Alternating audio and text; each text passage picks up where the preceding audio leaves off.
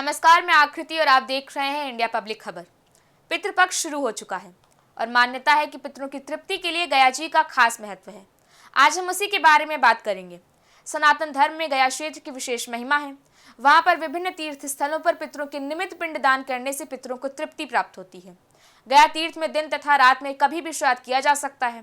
गरुड़ पुराण के आचार कांड में गया क्षेत्र की महिमा का वर्णन किया गया है। पुराणानुसार पूर्व काल में गया नामक बलवान एक असुर हुआ करता था। उसने सभी प्राणियों को संतप्त करने वाली महान दारुण तपस्या की। उसकी तपस्या से संतप्त देवगण उसके वध की इच्छा से भगवान श्रीहरि की शरण में गए। श्रीहरि ने उनसे कहा, आप लोगों का कल्याण होगा, इस असुर का महादेह गिराया जाएगा। देवताओं ने बहुत अच्छा इस प्रकार कहा। एक समय शिव जी की पूजा के लिए शीर्ष समुद्र से कमल लाकर गए नाम का वह बलवान असुर विष्णु माया से विमोहित होकर कीकर देश में शयन करने लगा और उसी स्थिति में वो विष्णु की गदा के द्वारा मार गिराया गया। भगवान विष्णु मुक्ति देने के लिए गदाधर के रूप में गया में स्थित हैं। गयासुर की विशुद्ध देह में ब्रह्मा, जनार्दन, शिव तथा प्रपितामह स्थित हैं। विष्णु ने वहां की मर्यादा स्थापित करते हुए कहा कि इसका देह पुण्य क्षेत्र के रूप में होगा। यहाँ जो भक्ति, यज्ञ, श्राद्ध, पिंडदान अथवा स्नान आदि करेगा वो स्वर्ग तथा ब्रह्मालोक में जाएगा, नरकगामी नहीं होगा। पितामह ब्रह्मा ने गया तीर्थ को श्रेष्ठ जानकर वहां यज्ञ किया और ऋत्विक रूप में आए हुए ब्राह्मणों की पूजा की।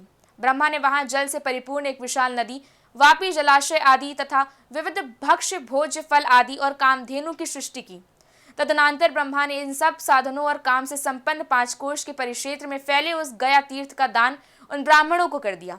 ब्राह्मणों ने उस धर्म यज्ञ में दिए गए धन आदि का दान को लोभवश स्वीकार किया था। अतः उसी काल से वहां के ब्राह्मणों के लिए शाप हो गया कि तुम्हारे द्वारा अर्जित विद्या और धन 3 पीढ़ियों तक स्थायी नहीं रहेगा। तुम्हारे इस गया परिक्षेत्र में प्रवाहित होने वाली सरस्वती नदी जल एवं पत्थरों के पर्वत मात्र के रूप में ही अव्यवस्थित रहेगी। संतप्त ब्राह्मणों के द्वारा प्रार्थना करने पर प्रभु ब्रह्मा ने अनुग्रह किया और कहा, गया में जिन पुण्यशाली लोगों का श्राद्ध होगा वे ब्रह्मालोक को प्राप्त करेंगे।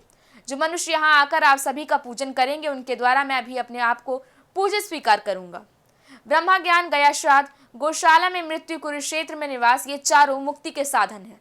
ब्रह्मा जी कहते हैं, सभी समुद्र, नदी, बापी, कूप, तड़ाग आदि जितने भी तीर्थ हैं वे सब इस गया तीर्थ में स्वयं में स्नान करने के लिए आते हैं, इसमें संदेह नहीं है।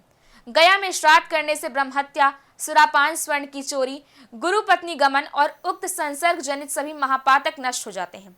जिनकी संस्कार रहित दशा में मृत्यु हो जाती है अथवा जो मनुष्य, पशु तथा चोर द्वारा मारे जाते हैं या जिनकी मृत्यु सर्प काटने से होती है वे सभी गया श्राद्ध कर्म के पुण्य से बंधन मुक्त होकर स्वर्ग चले जाते हैं। कीकट देश वर्तमान में बिहार राज्य में गया क्षेत्र पुण्यशाली है। गया तीर्थ में पूर्व, पश्चिम, दक्षिण तथा उत्तर में मुंड पृष्ठक नामक तीर्थ है जिसका मान 2.5 कोश विस्तृत कहा गया है। गया क्षेत्र का परिमाण 5 कोश और गया शिर का परिमाण 1 कोश है। वहां पर पिंडदान करने से पितरों को शाश्वत तृप्ति हो जाती है। विष्णु पर्वत से लेकर उत्तर मानस तक का भाग गया का सिर माना गया है। उसी को फल्गु तीर्थ भी कहा जाता है। यहाँ पर पिंडदान करने से पितरों को परम गति प्राप्त होती है। गया तीर्थ में जाने मात्र से ही मनुष्य पितृ ऋण से मुक्त हो जाता है। गया क्षेत्र में भगवान विष्णु पितृ देवता के रूप में विराजमान रहते हैं। पुंडरीकाक्ष उन भगवान जनार्दन का दर्शन करने पर मनुष्य अपने पितृ ऋण, देव ऋण, ऋषि ऋण, तीनों ऋणों से मुक्त हो जाता है। गया क्षेत्र में ऐसा कोई स्थान नहीं है जहां पर तीर्थ नहीं है। 5 कोश के क्षेत्रफल में स्थित गया क्षेत्र में जहां जहां भी पिंडदान करने वाला मनुष्य अक्षय फल को प्राप्त कर अपने पितृगणों को ब्रह्मलोक प्रदान करता है। गया क्षेत्र में स्थित धर्मपृष्ठ, ब्रह्मासर, गया शीर्ष तथा अक्षयवट तीर्थ में पितरों के लिए जो कुछ किया जाता है वो अक्षय हो जाता है। शुक्ल पक्ष तथा कृष्ण पक्ष में 2 मनुष्य गया तीर्थ जाकर वहां पर रात्रिवास करते हैं। निश्चित ही उनके 7 कुलों का उद्धार हो जाता है। मकर संक्रांति, चंद्र ग्रहण एवं सूर्य ग्रहण के अवसर पर गया तीर्थ में जाकर पिंडदान करना तीनों लोकों में दुर्लभ है। गया तीर्थ में जाकर जो मनुष्य अन्नदान करते हैं उन्हीं से पितृगण अपने को पुत्रवान मानते हैं। अपने पुत्र अथवा पिंडदान देने के अधिकारी अन्य किसी वंशज के द्वारा जब कभी इस गया क्षेत्र में स्थित गया कूप नामक पवित्र तीर्थ में जिसके भी नाम से पिंडदान दिया जाता है उसे शाश्वत ब्रह्मगति प्राप्त करा देता है।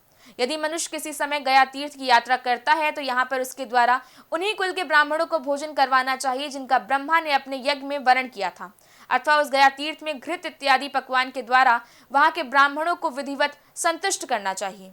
आदि काल से ही गया क्षेत्र में आदि देव भगवान गदाधर विष्णु अव्यक्त रूप से शिला रूप से स्थित है, इसलिए यह शिला देवमयी कही गई है।